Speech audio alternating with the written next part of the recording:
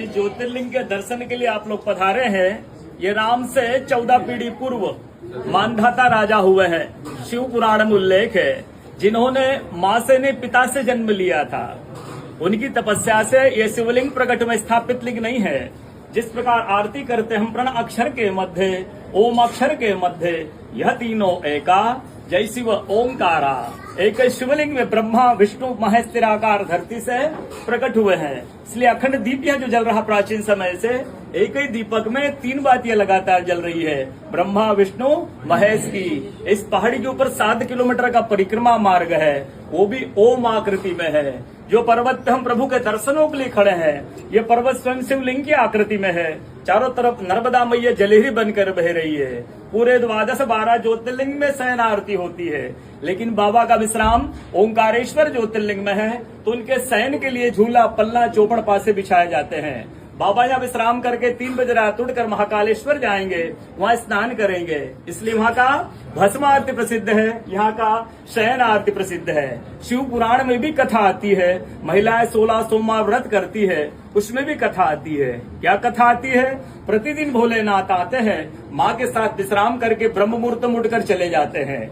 एक दिन जब भोले बाबा माँ के साथ पधारते तो माँ पुजारी से पूछती, पुजारी हम विश्राम के लिए जा रहे हैं, चौपड़ पासे में किनकी जीत होगी? पुजारी बोलते कि आज ही भोले बाबा जीतेंगे। ऐसा बोलकर पुजारी घर चले जाते हैं। भोले बाबा माँ विश्राम के लिए चले जाते हैं। सुबह ब्रह्म मुहूर्त में जैसे ही भोले बाबा माँ बाहर निकलते हैं तो माँ पुजारी से पूछती, पुजारी कल मैंने आपसे पूछा था, हमें विश्राम के लिए जा रहे, चौपड़ पासे में किनकी जीत होगी? आपने कहा भोले बाबा जीतेंगे। भोले बाबा नहीं, मैं जीती हूँ। माँ ऐसा बोल करके उनको श्राप दे के चली जाती है। उनके तुरंत पश्चात अप्सराएं शिवलिंग पे जल चढ़ाने आती, तो अप्सराएं पुजारी से पूछती, पुजारी अस्वस्थ क्यों हो गए? आप तो ठीक थे।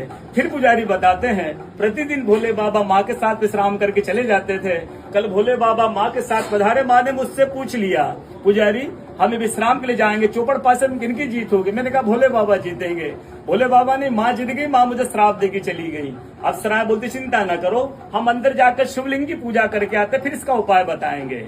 अप्सराएं अंदर जाकर के शिवलिंग की पूजा करके बाहर आकर बोलती, पुजारी आप 16 सोमवार व्रत कीजिएगा, व्रत करते ही स्वस्थ हो जाएंगे, व्रत करते ही ठीक हो जाएंगे। ये वो कथा का दर्शन प्रतिदिन होता है। पूरे 12 ज्योतिर्लिंग 12 ज्योतिर्लिंग में ओंकारेश्वर ऐसा ज्योतिर्लिंग है जिसके दर्शन के पश्चात कोई महानदी का दर्शन होता है, जिसके तट को छूकर कोई महानदी बह रही है। आप काशी जाएंगे, गंगा जी दूर है। आप उज्जैन जाएंगे, क्षिप्रा जी दूर है। आप सोमनाथ जाएंगे, समुद्र है। लेकिन ओंकारेश्वर ही ऐसा ज्योतिर्लिंग है जिसके दर्शन के पश्चात कोई महानदी का दर्शन होता है। वो महानदी है रुद्रदेहाज।